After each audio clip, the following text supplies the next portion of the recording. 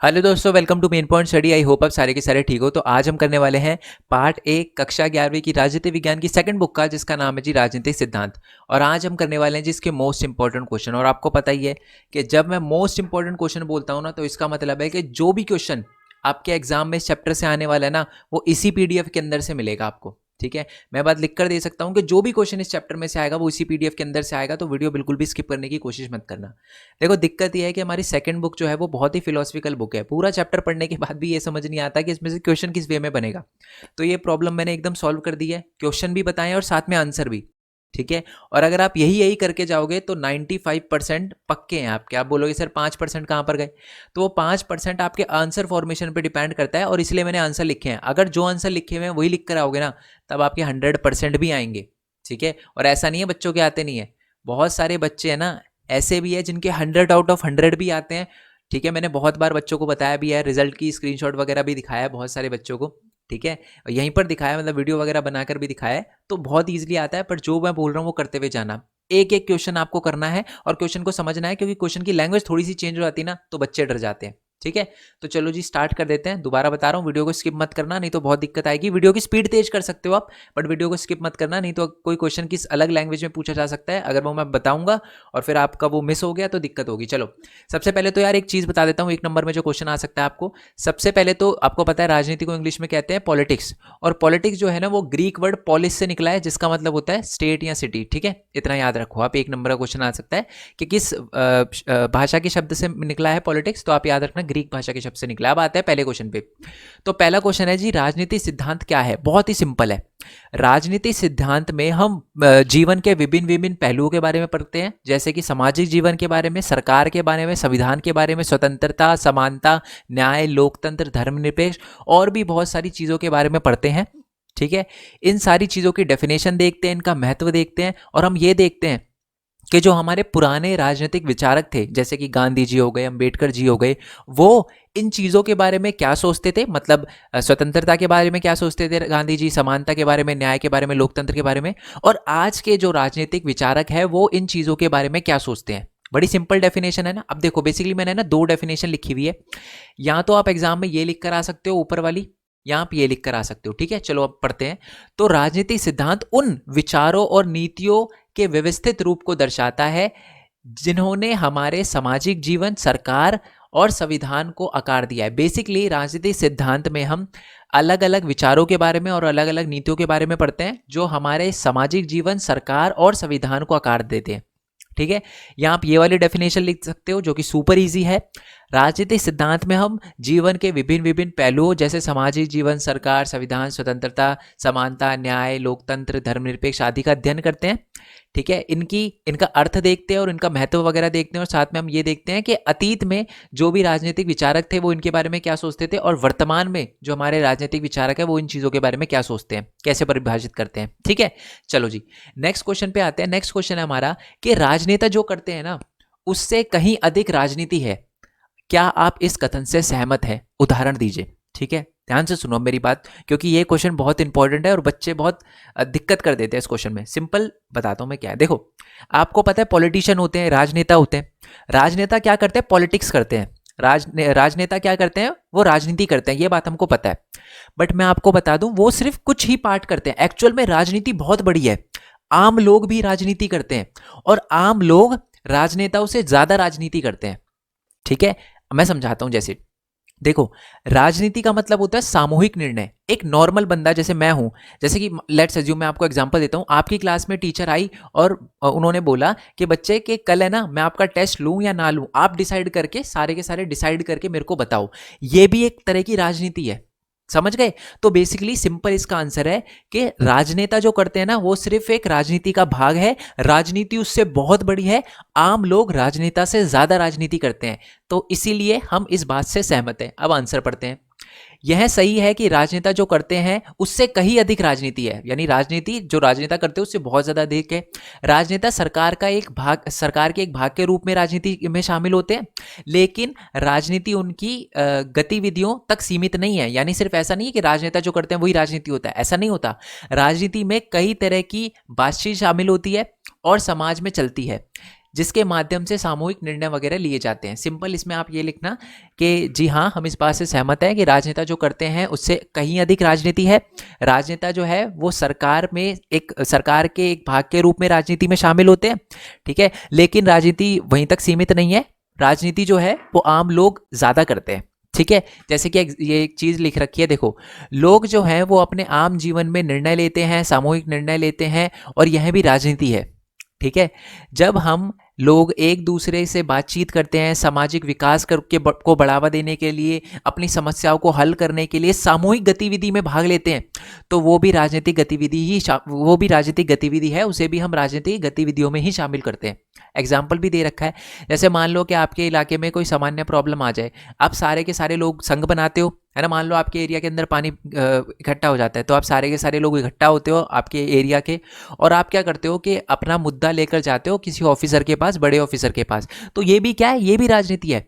College के अंदर मान लो बच्चों को कोई डिफिकल्टी आती है, प्रॉब्लम आती है ना, कोई मुद्दा होता है जिस पे हल निकालना होता है, तो वो बातचीत करते हैं, बहस वहस करते हैं, यूनियन वगैरह जो होते हैं स्टूडेंट के, तो वो क्या करते हैं, वो भी बहस वगैरह करते हैं, तो वो भी राजनीति है। तो इसका मतलब क्या समझ आया कि आम लोग राजनेताओं से ज़्यादा राजनीति करते हैं। राजनेता जो करते हैं वो राजनीति तो है, परंतु वो सारी राजनीति नहीं है, वो सिर्फ राजनीति का कुछ भाग है, ठीक है जी। बहुत सिंपल है ना, आई होप मैंने बहुत ईजी लैंग्वेज में आपको समझाया हो। नेक्स्ट क्वेश्चन पे आ जाते हैं। नेक्स्ट क्वेश्चन है कि लोकतंत्र के सफल संचालन के लिए सतर्क नागरिक अनिवार्य है। सतर्क नागरिक यानी विजिलेंट सिटीजन, जागरूक नागरिक, ठीक है। अगर आप चाहते हो कि किसी देश के अंदर लोकतंत्र बना रहे, तो लोगों का सतर्क होना बहुत ज़्यादा इंपॉर्टेंट है। जितने ज़्यादा लोग सतर्क होंगे उतना ही ज़्यादा देश जो है वो लोकतांत्रिक बनेगा, ठीक है जी। चलो अब स्टार्ट करते हैं, फिर मैं आपको एग्जांपल भी दूंगा। पहला पॉइंट क्या लिखा है, लोकतंत्र के सफल संचालन के लिए सतर्क लोगों का होना आवश्यक है, यानी जागरूक लोगों का होना आवश्यक है, क्योंकि सतर्कता नागरिकों को अधिकार, दैनिक जीवन को प्रभावित करने वाले सरकार नीतियों के बारे में जागरूकता पैदा करती है, ठीक है। पहला पॉइंट यह है कि लोकतंत्र जो है, लोकतंत्र के सफल संचालन के लिए सतर्क नागरिक बहुत ज़रूरी है, क्योंकि सतर्क नागरिक वो होते हैं जो बेसिकली सरकार की नीतियों वगैरह के बारे में, या जो भी दैनिक जीवन से जो भी चीज़ें होती है उनके बारे में, और नागरिकों के जो भी अधिकार होते हैं उनके बारे में जागरूक होते हैं। और जब कोई बंदा अपने अपने अधिकारों के बारे में जागरूक होता है, तो समझ जाना वो देश जो है वो पक्का लोकतंत्र है ही है, वहाँ से लोकतंत्र कोई नहीं हटा सकता, ठीक है। जब लोग अपने अधिकारों के बारे में सचेत होते हैं ना, तभी अच्छे से लोकतंत्र बनता है। तो पहला पॉइंट तो ये है। नेक्स्ट पॉइंट है कि जागरूकता नीतियों के कार्यवहन से उत्पन्न होने वाले मुद्दों पर चर्चा और बहस की ओर ले जाती है। इसका मतलब है कि जब लोग जागरूक होते हैं ना, तो वो अलग अलग मुद्दों पर चर्चा करते हैं और बहस वगैरह करते हैं। तो जब बहस वगैरह होती है तो इससे भी लोकतंत्र स्ट्रांग होता है, तो ये बात लिखी हुई है। तीसरा पॉइंट लिखा हुआ है, नागरिक इस प्रकार कई नई नीतियों को लागू करने या देश में मौजूद नीतियों और कार्यक्रमों को संशोधित करने के लिए लिख सकते हो, करने के लिए सरकार को मजबूर कर सकते हैं और अपनी राय बना सकते हैं। सिंपल है तीसरा। अब देखो, जब कोई बंदा जागरूक होगा तो वो अपने अधिकारों के बारे में जानेगा, सरकार की नीतियों के बारे में जानेगा, और जब वो जागरूक होगा, नीतियों के बारे में जानेगा, ये सारी की सारी चीज़ों के बारे में जानेगा, तो वो चर्चा करेगा, बहस करेगा, है ना।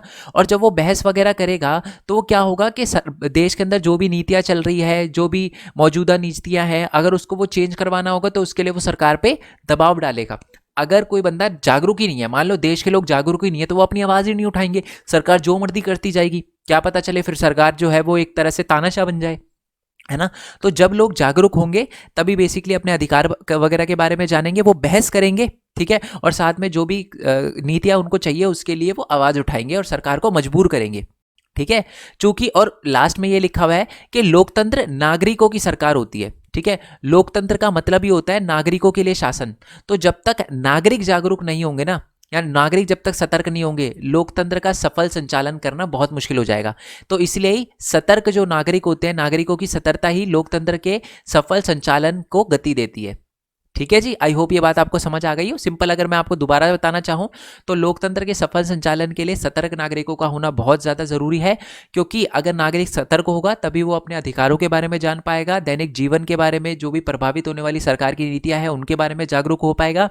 जब वो जागरूक हो पाएगा तो वो सरकार के जो भी अलग अलग कार्यवाहन है, नीतियाँ हैं, उन मुद्दों पर चर्चा करेगा, बहस करेगा, और सरकार पर दबाव डालेगा कि वो उनके लिए अच्छी अच्छी नीतियाँ और नई नीतियाँ बनाए, और लास्ट पॉइंट ये लिखा हुआ है कि लोकतंत्र का मतलब ही होता है लोगों की सरकार। तो जब तक लोग वगैरह जागरूक नहीं होंगे तब तक जो है वो लोकतंत्र अच्छे से काम नहीं कर पाएगा। ठीक है, नेक्स्ट क्वेश्चन पे आते हैं। क्या आप सोचते हैं कि राजनीतिक सिद्धांत का अध्ययन गणित के अध्ययन के समान है? ठीक है, कुछ लोग बोलते हैं कि राजनीतिक सिद्धांत जो है वो बिल्कुल गणित की तरह है। क्या ये बात सही है? बिल्कुल भी नहीं। ठीक है, राजनीति सिद्धांत और गणित बिल्कुल अलग अलग है। और देखो यही बात लिखी है कि राजनीतिक सिद्धांत का अध्ययन गणित के अध्ययन करने जैसा नहीं है, क्योंकि गणित में हम सटीक अवधारणाओं और पैटर्न से संबंधित पढ़ते हैं। बट अगर हम राजनीति सिद्धांत की बात करें तो वहां पर हम सत्ता, निर्णय लेने के संदर्भ में मनुष्य के बारे में और उनके विचारों के बारे में अध्ययन करते हैं। तो क्या मतलब समझ आया कि मैथ्स में हम क्या पढ़ते हैं? सटीक अवधारणाओं के बारे में, पैटर्न के बारे में पढ़ते हैं, और हम राजनीतिक सिद्धांत में सत्ता के बारे में, निर्णय लेने के बारे में और इंसान के व्यवहार और विचारों के बारे में पढ़ते हैं। तो इसलिए दोनों के दोनों अलग है। दूसरा है कि गणित में पदों की एकल परिभाषा होती है, ठीक है, परंतु दूसरी ओर राजनीतिक सिद्धांत में शब्दों की परिभाषा संदर्भ के अनुसार बदलती रहती है। इसका मतलब है, जैसे अगर मैं आपको बोलूं कि ट्रायंगल क्या होता है, ठीक है, आप पूरी दुनिया में किसी से भी पूछ लोगे ना ट्रायंगल क्या होता है, वो यही बोलेगा जिसके 3 एजेस होते हैं ना, 3 कोने होते हैं, उसको हम ट्रायंगल बोलते हैं। ठीक है, बट आप अगर पूछोगे अलग अलग लोगों से कि जी आपके नज़र में फ्रीडम का क्या मतलब है, तो लोग अलग अलग बताएंगे। कोई लोग बोलेगा कि जी कुछ भी करना फ्रीडम है, कोई लोग बोलेगा मैं अमीर हो जाऊं वो फिर मेरे लिए फ्रीडम है, कोई बोलेगा कि मैं कहीं भी जा पाऊं, कोई भी जॉब कर पाऊं। तो इसका मतलब क्या है कि मैथ के अंदर है ना हर चीज की डेफिनेशन फिक्स होती है। ट्रायंगल यानी जिसकी 3 साइड होती है या 3 कॉर्नर होते हैं, दैट इज ट्रायंगल। बट राजनीतिक सिद्धांत की जो भी परिभाषा होती है ना वो बदलती रहती है टाइम के अनुसार और लोगों के अनुसार। ठीक है, लास्ट पॉइंट है कि अवधारणाएं जो गणित से संबंधित होती है वह स्थिर होती है और सूत्रों के माध्यम से प्राप्त की गई होती है। यानी बेसिकली मैथ्स में फॉर्मूला होता है और फॉर्मूला के अनुसार ही सब कुछ चलना होता है, बट राजनीतिक सिद्धांत में ऐसा नहीं होता। अवधारणाएं भिन्न भिन्न और व्याख्या के लिए खुली होती है। इसका मतलब है मैं आपको कोई क्वेश्चन सॉल्व करने के लिए दूंगा, ठीक है, मान लो मैं प्लस का क्वेश्चन सॉल्व करने के लिए दूंगा तो आप प्लस ही करोगे ना, यस और नो? किसी को भी प्लस का क्वेश्चन करने के लिए दो तो प्लस ही करोगे। बट राजनीतिक सिद्धांत में ऐसा नहीं है, लोगों की विभिन्न विभिन्न धारणा होती है अलग अलग चीज़ों को लेके। ठीक है, मैथ्स को सॉल्व करने के लिए एक फॉर्मूला होता है और वही फॉर्मूला होता है, बट ऐसा नहीं होता राजनीतिक सिद्धांत के साथ। उसकी अवधारणा भिन्न भिन्न व्याख्या करती है और व्याख्या के लिए खुली होती है। ठीक है जी, चलो अब आते हैं इसी से रिलेटेड नेक्स्ट क्वेश्चन पे कि कुछ लोग बोलते हैं कि जो राजनीति विज्ञान है ना वो विज्ञान है। क्या आप कुछ लोग मानते हैं राजनीति विज्ञान ही विज्ञान है और कुछ लोग बोलते हैं नहीं जी राजनीति विज्ञान विज्ञान नहीं है। तो दोनों ही बताना है। तो पहले तो कुछ लोग जो राजनीति विज्ञान को विज्ञान मानते हैं उनके बारे में बात करते हैं। तो कुछ लोग बोलते हैं कि राजनीति विज्ञान जो है ना यानी पॉलिटिकल साइंस, साइंस से रिलेटेड है। ऐसा वो क्यों बोलते हैं? वो ये बोलते हैं कि राजनीति विज्ञान में भी हम जो है वो ये बोलते हैं कि राजनीति विज्ञान में भी हम क्या पढ़ते हैं? व्यवस्थित तरीकों का अध्ययन करते हैं, और विज्ञान में भी हम क्या करते हैं? व्यवस्थित ज्ञान का अध्ययन करते हैं। ठीक है, देखो ऊपर हमने डेफिनेशन भी यही देखी थी कि व्यवस्थित या जो व्यवस्थित रूप से हम बेसिकली राजनीतिक सिद्धांत के बारे में पढ़ते हैं। तो कुछ लोग बोलते हैं साइंस में भी हम व्यवस्थित ज्ञान के बारे में पढ़ते हैं और बेसिकली हम पॉलिटिकल साइंस में भी यानी राजनीतिक विज्ञान में भी व्यवस्थित तरीके के बारे में पढ़ते हैं। तो इसलिए जो है वो सेम है, राजनीतिक विज्ञान और वो सेम है। कुछ लोग ये भी बोलते हैं कि जैसे कि हम जो भी साइंस में करते हैं ना वो हम भविष्यवाणी कर सकते हैं पुरानी चीज़ों को देखकर। जैसे कि मान लो कि आपने साइंस आप ना लेबोरेटरी में यानी लैब के अंदर कोई टेस्ट कर रहे हो, आपने क्या करा? एसिड और बेस को मिला दिया तो वो सॉल्ट बन गया। तो अब हमेशा जब आप एसिड और बेस को मिलाओगे तो वो सॉल्ट बनेगा। तो आप क्या कर सकते हो कि भविष्यवाणी का अंदाज़ा लगा सकते हो साइंस में, और ऐसा ही राजनीतिक विज्ञान के साथ है। पुराने टाइम में क्या हुआ है उसके अनुसार आप आज भी अंदाजा लगा सकते हो कि क्या होता है। जैसे कि पुराने टाइम में मान लो जो लोग हैं राजा के, जैसे फ्रेंच रेवोल्यूशन हुआ था, फ्रांस की क्रांति हुई थी, लोगों ने क्या किया था? राजा के खिलाफ वो खड़े हुए थे, आंदोलन किया था उन्होंने राजा के खिलाफ और राजा को हरा दिया था। अब अगर आज भी हम देखते हैं कि अगर किसी देश के अंदर लोग राजा के खिलाफ खड़े हो जाए ना तो हो सकता है कि राजा हट जाए। तो यानी हम भी अंदाजा लगा सकते हैं कि पुराने टाइम में ऐसा हुआ था राजनीतिक विज्ञान से, तो आज भी हो सकता है। तो यानी हम बेसिकली साइंस, पोल साइंस में भी अंदाजा लगा लेते हैं, भविष्यवाणी कर लेते हैं। तो यही बात लिखी हुई है। तो पहला पॉइंट क्या है कि राजनीतिक विज्ञान में भी हम क्या पढ़ते हैं? व्यवस्थित साइंस में भी हम विज्ञान में क्या पढ़ते हैं? व्यवस्थित ज्ञान के बारे में पढ़ते हैं। राजनीतिक विज्ञान में भी व्यवस्थित तरीके के बारे में पढ़ते हैं। ठीक है, और साइंस में भी हम क्या करते हैं? भविष्यवाणी करते हैं। और पोल साइंस में भी आप कह सकते हो कि विश्व भी एक तरह की प्रयोगशाला है, उसमें भी आप क्या कर सकते हो? भविष्यवाणी कर सकते हो। ठीक है, वही बात लिखी हुई है। इसमें प्रयोग करना संभव है इसमें भविष्यवाणी करने की क्षमता है और इसका उपयोग इतिहास व पूरे विश्व की प्रयोगशाला के रूप में भी किया जाता है। पूरी जैसे लैब में आपको टेस्ट करते हो उसका रिजल्ट सेम आता है, वैसे पूरी दुनिया में जो भी होता है अगर सेम चीज़ हो रही होती है उसका रिजल्ट भी सेम आता है। तो ये बात लिखी हुई है। अच्छा, कुछ लोग बोलते हैं कि राजनीति विज्ञान सेम नहीं है, राजनीति विज्ञान और साइंस दोनों अलग अलग है। वो क्या कहते हैं? सिंपल वो ये बोलते हैं कि राजनीति विज्ञान जो होती है ना वो साइंस से बिल्कुल अलग है, क्योंकि अगर हम साइंस की बात करें तो वो बिल्कुल प्रयोगशाला में करी जाती है। ठीक है, उसके जो भी आप कह सकते हो उपयोग होते हैं बेसिकली लैब में टेस्ट किए जाते हैं। बट अगर हम पॉलिटिकल साइंस की बात करें तो वो लैब में टेस्ट नहीं होते। ठीक है, हम कोई भी चीज़ पॉलिटिक्स की जो होती है ना वो लैब में टेस्ट नहीं करते। ठीक है, तो इसलिए पोल साइंस और साइंस जो है वो बिल्कुल अलग अलग है। पढ़ देता हूं मैं आपके लिए। जो लोग इसे विज्ञान नहीं मानते उनका मानना है कि राजनीति विज्ञान में सिद्धांत स्पष्ट नहीं है, लेकिन राजनीति में समान कारणों के बावजूद राजनीतिक विज्ञान में इसका संभव नहीं है। अब इसका मतलब समझा देता हूं मैं सिंपल। जो साइंस होती है ना वो सिद्धांत पे टिकी होती है। इसका मतलब एक प्रिंसिपल है कि आप एसिड और बेस को मिलाओगे तो सॉल्ट बनेगा। ठीक है, बट राजनीति विज्ञान का कोई एक स्पष्ट सिद्धांत नहीं होता है ना। हर बंदे के अकॉर्डिंग डेफिनेशन चेंज होती रहती है हर टॉपिक की। आप ये नहीं बोल सकते कि जी इस बंदे के लिए समानता की डेफिनेशन यही होगी, स्वतंत्रता की यही होगी और यही सिद्धांत होगा। नहीं, लोगों का सिद्धांत अलग अलग रहता है। गांधी जी से आप पूछोगे कि जी आंदोलन कैसा करना चाहिए, वो अलग बताएंगे। B.R. अम्बेडकर जी से पूछोगे वो अलग बताएंगे। नेताजी हमारे सुभाष चंद्र बोस से पूछते तो वो अलग बताते। रियली सॉरी, मेरे को बहुत दिक्कत हो रही है, जुकाम वगैरह हो रहा है, बट आपके एग्ज़ाम है तो ठीक है। बट आई होप आपको ज़्यादा प्रॉब्लम ना आ रही हो इसकी वजह से। ठीक है, तो बेसिकली राजनीतिक सिद्धांत वगैरह जो होते हैं वो जो होते हैं सिद्धांत पर स्पष्ट नहीं होते। राजनीतिक विज्ञान जो होते हैं वो सिद्धांत स्पष्ट नहीं होते उनके, बट साइंस के सिद्धांत जो होते हैं स्पष्ट होते हैं। तो इसलिए ये दोनों अलग अलग चीज़ें हैं। वो ये भी बोलते हैं कि साइंस के अंदर ज़्यादातर चीज़ें हम प्रयोगशाला में करते हैं, बट पॉलिटिकल साइंस में या राजनीतिक विज्ञान में हम जो भी चीज़ें करते हैं उसको प्रयोगशाला में करना संभव नहीं है। ठीक है, राजनीति जो फ्रेंच रेवोल्यूशन हुआ था आप उसे लैब में टेस्ट नहीं कर सकते, कैसे करोगे टेस्ट, है ना। चलो नेक्स्ट क्वेश्चन पे आते हैं। गांधी जी ने एक बात बोली थी। गांधी जी ने बोला था कि है ना राजनीति ने हमें सांप की कुंडली की तरह लपेट के रखा हुआ है और उससे जूझने के अलावा हमारे पास कोई रास्ता नहीं है। तो इसका क्या मतलब है? देखो, इसका मतलब ये है कि अब देखो राजनीति तो आपको समझ आ गया। ऊपर एक बात आप जरूर समझ चुके हो कि ऊपर हमने पढ़ा था कि नॉर्मल लोग भी राजनीति करते हैं। ठीक है, तो यही वही बात लिखी हुई है कि किसी भी प्रकार के राजनीतिक संगठन या सामूहिक निर्णय लेने किसी भी प्रकार के राजनीतिक संगठन या सामूहिक निर्णय लेने के बिना कोई भी समाज अस्तित्व में नहीं रह सकता। डोंट वरी, ये थोड़ी मैंने मतलब लिखते वक्त थोड़ी सी गलती करती है, इसको मैं सही कर दूंगा जब मैं ये नोट्स जो है वो अपनी वेबसाइट, आपको पता है ना हमारी वेबसाइट है, गूगल पे जाके मेन पॉइंट स्टडी लिखोगे वेबसाइट आ जाएंगे, नोट्स वगैरह भी यहाँ पर आपको मिल जाएंगे क्लास 11th के। ठीक है, तो यहाँ से आप क्लास 11th पे आओगे आपको नोट्स मिल जाएंगे। इस चैप्टर के अभी अपलोड नहीं किया मैंने, तो यहाँ पर मैं देखो गैप छोड़ा हुआ है, तो ये मैं अपलोड कर दूंगा, डोंट वरी। और जैसे कि आपको पता है देखो नोट्स एकदम फ्री है, आपके लिए कोई कॉस्ट नहीं है, बट आप अगर चाहो तो कंट्रीब्यूटर्स के बटन पे आकर हमको सपोर्ट कर सकते हो। ठीक है, देखो मेरे को पता है बहुत सारे ऐसे बच्चे हैं जो नोट्स अफोर्ड कर सकते हैं, मतलब अगर मैं मतलब ऑप्शन भी लगा दूं कि प्राइस टैग का तो वो कर सकते हैं, बट ये उन बच्चों के साथ फिर गलत हो जाएगा जो अफोर्ड नहीं कर सकते, है ना। तो मैं नहीं चाहता कि किसी भी तरीके से प्राइस टैग लगाऊं कि किसी भी अगर एक भी बच्चे को परेशानी होती है और नोट्स नहीं मिलते तो फिर मेरे को ऐसा लगेगा यार नोट्स बनाने का फ़ायदा ही क्या है ना।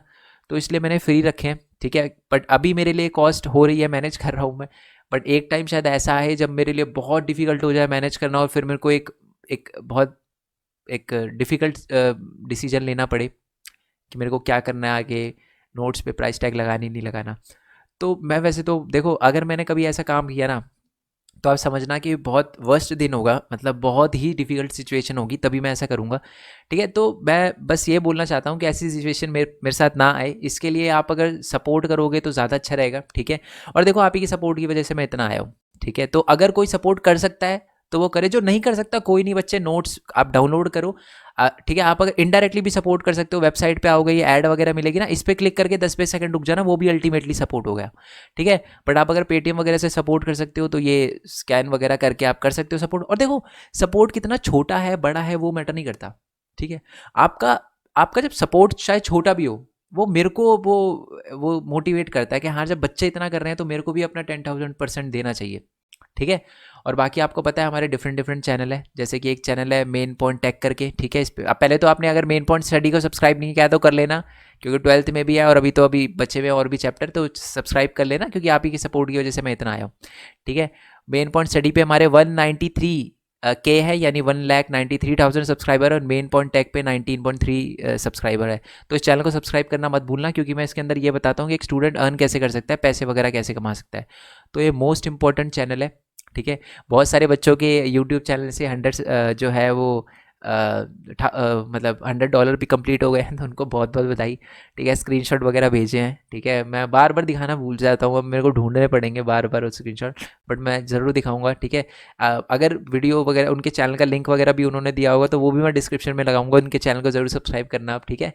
तो उन बच्चों को बहुत बहुत बधाई, और मैं चाहता हूँ ऐसे सारे बच्चे अर्न करें, ठीक है। तो देखो, फ़ोन से एनिमेशन वीडियो, लैपटॉप से एनिमेशन वीडियो कैसे बना सकते हो आप, है ना। तो बहुत सारी चीज़ें मैं बताते रहता हूँ। वेबसाइट आप कैसे बना सकते हो, दूसरे की वीडियो कॉपी करके आप यूट्यूब से कैसे अर्न कर सकते हो, तो ये सारी की सारी चीज़ें, तो इसलिए चैनल को सब्सक्राइब करना मत भूलना, ठीक है। और भी अलग अलग चैनल है वैसे तो हमारे, जैसे कि मेरा भरत कुमार खोरवाल ब्लॉगिंग चैनल है, ठीक है। आप इस पर आना, देखना, अगर आपको अच्छा लगे तो ठीक है, मतलब पहले इस्तेमाल करें फिर विश्वास करें। और ऐसी गेमिंग चैनल है, मन करे तो कर लेना सब्सक्राइब, ठीक है। अगर आपको अच्छा लगे तो, अगर अच्छा लगे तो ही, ठीक है, ना लगे तो कोई बात नहीं, आप स्किप कर देना, ठीक है। चलो अब आ जाते हैं दोबारा से हम इसी पे, महात्मा गांधी वाले उस पर आ जाते हैं। तो बेसिकली ये मैंने बोला, जैसे मैं ठीक कर दूंगा, ये जो पॉइंट है, ये लाइन जो है मैंने सही उसमें नहीं लिखी, बस इस लाइन का मतलब बता देता हूँ आपको, ठीक है। कि गांधी जी का ये कहना है कि हर समाज में, देश के हर हिस्से में है ना, राजनीतिक संगठन होते ही होते हैं जिसमें लोग सामूहिक निर्णय लेते हैं। अब अगर मैं आपसे बोलूं कि आपकी क्लास में भी राजनीतिक संगठन है, तो क्या आप इस बात से एग्री करोगे? बिल्कुल है। अभी अभी थोड़ी देर पहले हमने ऊपर देखा था, जब आपकी टीचर, मैंने बोला था कि आपकी टीचर ने बोला कि कल टेस्ट होगा या नहीं होगा, तो आपने एक तरह से राजनीतिक संगठन के रूप में व्यवहार किया और डिसीजन लिया, तो वो भी क्या है, वो भी एक राजनीतिक संगठन ही है। तो इससे हमें क्या पता चला कि इसलिए राजनीति ने हमें पूरी तरीके से अच्छे से जकड़ रखा है। हम जो भी सामूहिक डिसीजन लेते हैं वो भी एक तरह से हमारी राजनीति है, तो इसलिए हमें उसके साथ चलना चाहिए। उसने हमें कुंडली की तरह जकड़ के रखा हुआ, उससे हमें जूझने के अलावा और कोई रास्ता नहीं है, ठीक है। चलो, और नेक्स्ट पॉइंट ये लिखा हुआ है कि एक समाज में जो स्वयं को बनाए रखना चाहता है, उसे अपने सदस्यों के विविध आवश्यकताओं और हितों का ध्यान रखना चाहिए, ठीक है।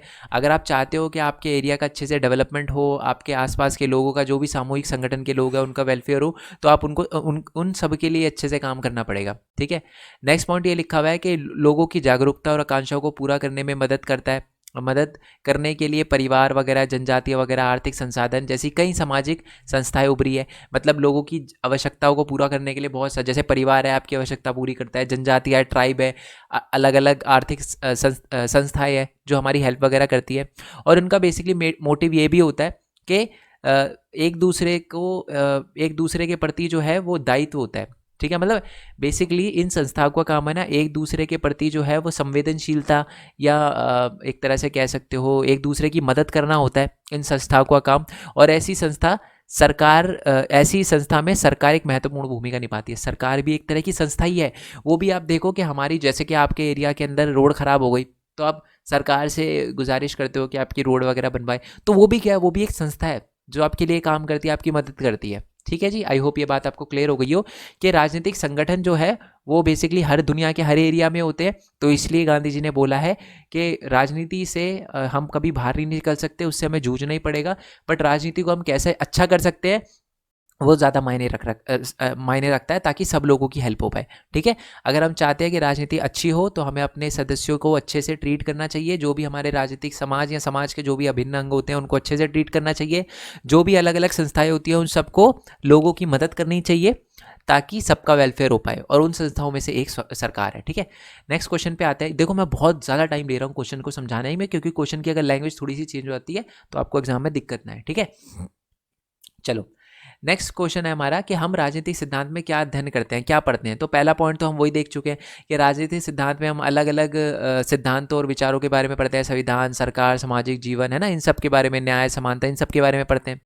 सेकंड है कि राजनीतिक सिद्धांत में है ना, हम नई नई परिस्थितियों के जवाब में विभिन्न विभिन्न अवधारणाओं की पुनर्व्याख्या करने में मदद करता है। इसका क्या मतलब है? इसका मतलब है जैसे कि देखो, पुराने टाइम में फ्रीडम का मतलब कुछ और था, आज फ्रीडम का मतलब कुछ और है, ठीक है।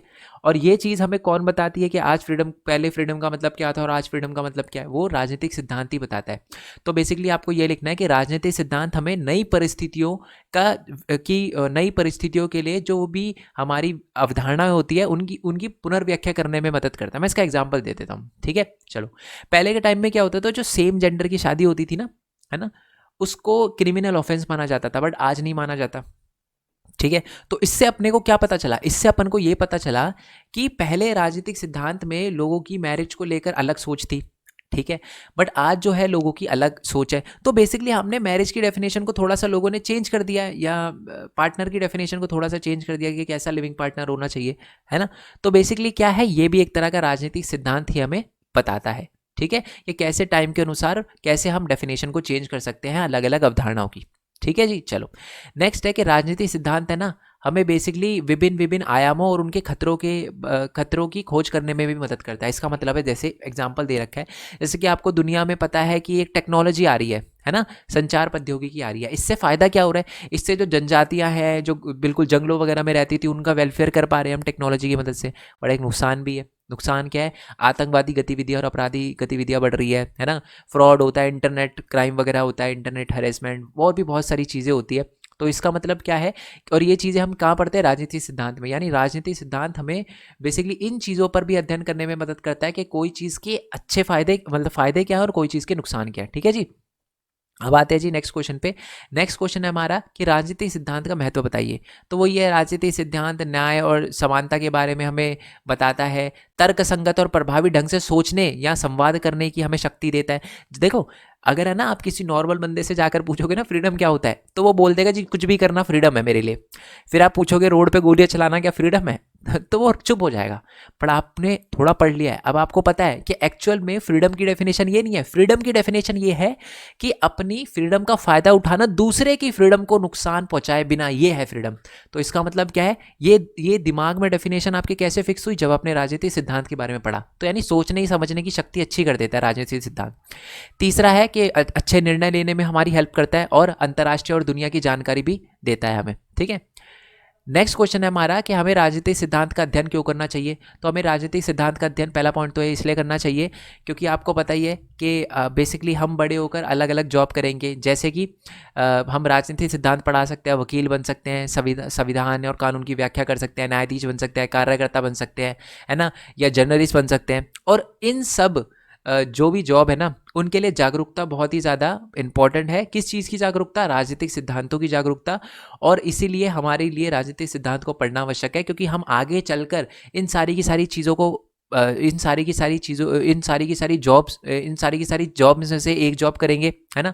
तो जो भी जॉब वगैरह हम करेंगे, उसमें राजनीतिक सिद्धांत की ज़रूरत होगी, जो हम अभी से ही पढ़ रहे हैं। तो इसलिए राजनीतिक सिद्धांत का पढ़ना ज़रूरी है, ताकि आगे चलकर जो हम जॉब करने वाले हैं ना, उसमें राजनीतिक सिद्धांत की जो भी जरूरत पड़ेगी वो हमें पहले से ही उसके बारे में पता हो, ठीक है।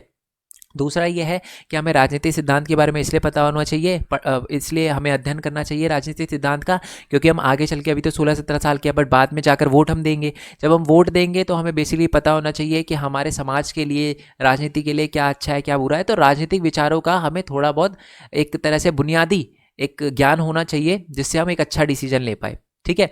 चलो, तीसरा पॉइंट है कि हमारे देश के अंदर बहुत सारी ऐसी गलत चीज़ें भी चलती है, जैसे कि मान लो भेदभाव वगैरह होता है ना, और समानता वगैरह, और इन सारी की सारी चीज़ों के लेकर बहुत सारी चीज़ें खराब भी होती है, ठीक है।